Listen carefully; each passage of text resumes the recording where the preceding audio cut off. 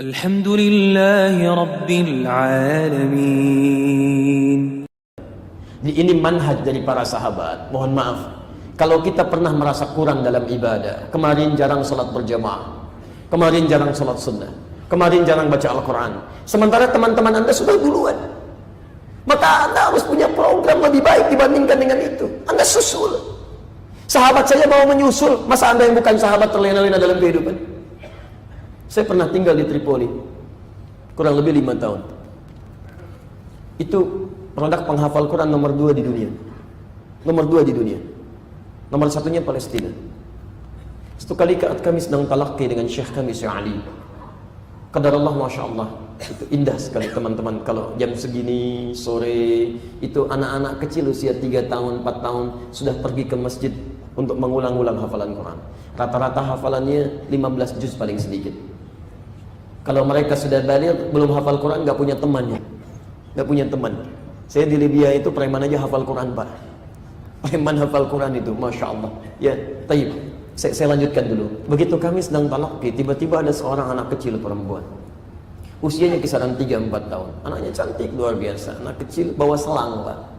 Masya Allah. Dengan malu-malu datang kepada Syekh kami, di depan kami. Syekh, idribini, katanya. Syekh, tolong pukul kepala saya. Saya mendongak kepala ke atas melihat. Syekh, ada apa dengan anak ini? Syekhnya tersenyum mengatakan, ingin menunjukkan kepada kami apa yang terjadi. 5, kata Syekhnya. Kenapa? Kata anak ini, nasit, saya lupa, Syekh. Anda bayangkan, saking inginnya menyusul teman-temannya hafal Quran, dia merasa di kepalanya ada sumbatan. Saya lupa, ada sumbatan di kepala saya menghambat hafalan saya. Tolong pukul dengan selang ini, mudah-mudahan sumbatan ini cepat ringan dan hilang. Anak usia 3-4 tahun, pengen cepat hafal Quran, ingin menyusul hafalan kawannya, ingin dipukul kepalanya supaya lancar lagi ingatannya. Anda diberikan 30 tahun, diberikan 40 tahun, sampai dengan hari ini jangankan menghafal, untuk baca saja Anda belum sempat. Bekal apa yang sudah Anda siapkan menuju Allah? Ada seorang anak namanya Mu'adh, usianya 4 tahun, tinggal di Asyut di Mesir. 2006 kami datang ke Mesir. Allahu Akbar. Anak ini matanya buta, Pak, usia 4 tahun. Datang kepada ayahandanya yang sangat hidupnya sederhana. Dia katakan, ya abati uridul Quran. Ayah, saya ingin menghafal Quran, katanya. Senangnya luar biasa ayahandanya. Disiapkan motor sederhananya, dimodifikasi dashboardnya. Berangkatlah 20 km menuju syekhnya. Dituntun anaknya, Masya Allah. Di jalan tidak ada yang sia-sia. Ayahandanya begitu datang, berangkat, datang, pulang, Masya Allah. Setiap dia menghafal, dituliskan ayat-ayat Quran yang dihafalkan, simpan di dashboardnya. Sambil di jalan melihat ke depan, anak tidak diminta baca. Di ayah anak ini di perjalanan, tidak pernah lekat dengan yang sia-sia. Semuanya Quran, Quran. Yang paling menarik, anaknya kemudian hafal Quran yang tidak bisa melihat itu, ayahnya yang mengantar menikmati hafalan anaknya. Bapaknya belum hafal, anaknya hafal. Yang paling indah, ini yang harus Anda ketahui.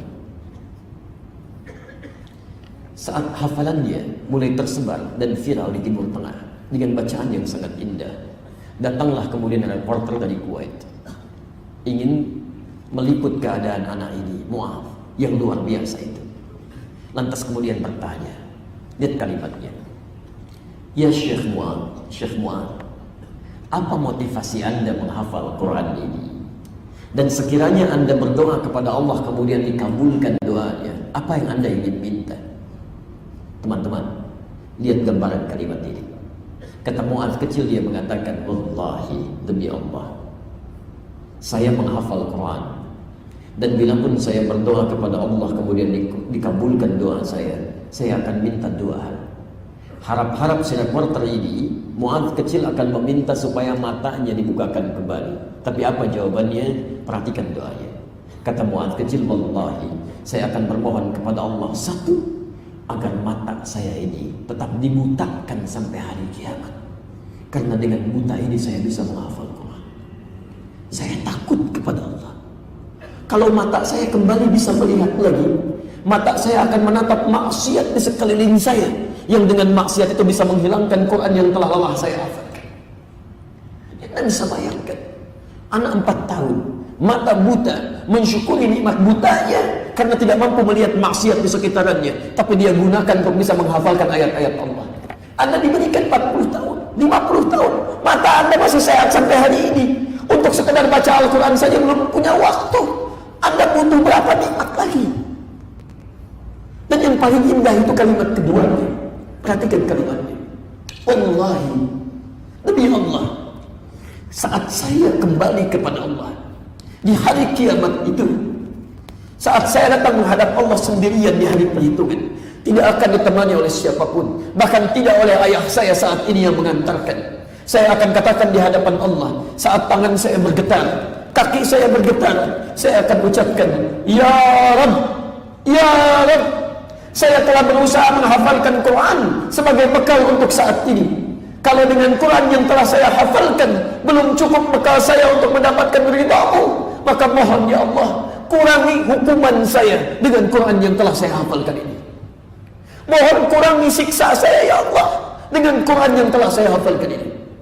Anak kecil usia 4 tahun, belum ada hisab untuknya, belum balik dia, berusaha menghafalkan Quran sebagai bekal pertemuannya dengan Allah, dan masih mengatakan, Ya Allah, kalau saya masih layak untuk disiksa ya Allah, maka mohon kurangi hukuman saya dengan Quran yang telah saya hafalkan ini.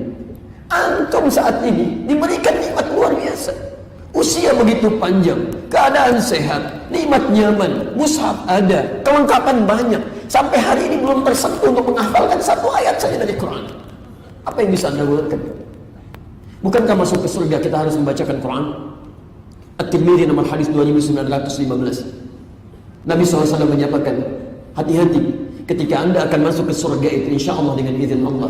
Maka dikatakan kepada Anda, waqra waqar, silahkan bacakan bacaan Quran yang biasa Anda bacakan di dunia, kemudian naik ke surga itu. Fa inna akhir qira'atika akhir manzilatika. Maka akhir bacaan Quran Anda, disitulah tempat tinggal Anda. Karena itu nanti tidak sedikit orang menyesal masuk surga. Kalau masuk neraka menyesal biarkan saja. Tapi masuk surga menyesal, ini yang agak unik. Ada orang biasa cuma baca 5 ayat, begitu sampai ulaika ala hudan min rabbihim wa ulaika humul muflihun, tempatnya di situ. Ternyata yang 10 ayat sampai fi qulubihim maradun, dia naik ke atas lagi. Setiap naik keindahannya lebih daripada yang pertama. Maka yang 5 ayat menyesal, ya Allah kenapa saya tidak baca sampai 10 ayat. Yang 10 ayat menyesal karena yang 20 ayat sudah ada di atas. Teman-teman, perhatikan canda anak-anak di Palestina itu. Kalau ada anak sudah hafal Quran 30 juz, temannya baru hafal setengah Quran 15 juz, maka perhatikan candanya. Dia akan katakan pada kawan, nanti kalau saya sudah ada di atas surga, kamu saya dadahin di bawah ya. Kamu saya dadahin di bawah. Pertanyaan saya, antum ada di mana? Ini poinnya. Ini demi Allah saya mohon sebesar-besarnya, mumpung masih ada kesempatan hidup, mulai dari hari ini. Anda tidak perlu menunggu besok karena belum tentu hidup.